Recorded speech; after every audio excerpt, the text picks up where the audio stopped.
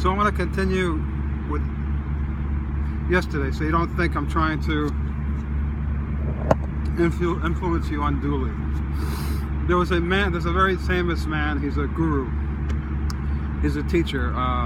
He's invited to many diplomatic meetings, and he speaks all around the world, and he seems to be a genuine article. Been studying him. So his wife died shortly after giving birth, and he traveled around the world wherever he went with his little daughter, his 3-month-old daughter, 3-month-old daughter. And what he did was tell everybody who had responsibility for care for her while he was working, don't teach her anything. I don't want anyone to teach her anything at all. So by the time she was 3 years old, she was speaking 3 languages fluently. And many years later, when she was graduating from medical school, she asked him, "Father, you're a great teacher. People respect you all over the world. You teach influence millions of people. How come you never taught me anything?" He said, "Okay, I'll teach you something." He said, "Don't take advice from anyone, including me." So you ask me if something is true. How do we know when something is true? We know it's true because we feel it internally. There's a recognition that takes place. So in the West we say we feel it in the gut. In the East they say they feel it in the heart. So we immediately recognize the value of something. So in other words, no one's teaching you anything new. It's a process of recognition.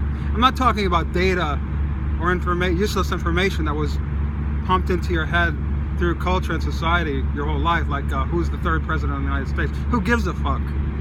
I'm talking about meaningful knowledge. In science, they say if a theory is not falsifiable, it's not a legitimate theory. In other words, if there's no possibility of it being disproven, it's not a theory. It's not worthwhile even mentioning. Why would you offer something that was self-evident already? It's useless. Just like who was the hero of the Mexican War? Who gives a fuck, right?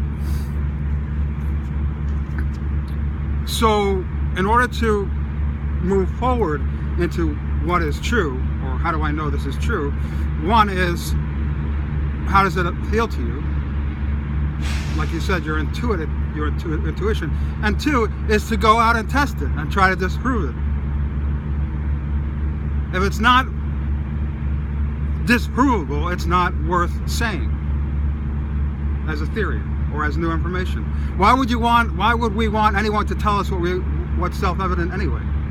Okay, yes, everyone knows that, so shut the fuck up. So the second way you prove it is by observing yourself. And this is the beautiful science of phenomenology. All this stuff I'm talking about is phenomenology. It's the science of your own mind, where you're both subject and object, is to verify it within yourself. See how much you're attached to in the world, how important those attachments are to you. And when one thing falls out of place, how upset you become. That's identification. And practice not identifying. And rejecting any influence, and using what you know, your natural intelligence to determine your fate and your destiny.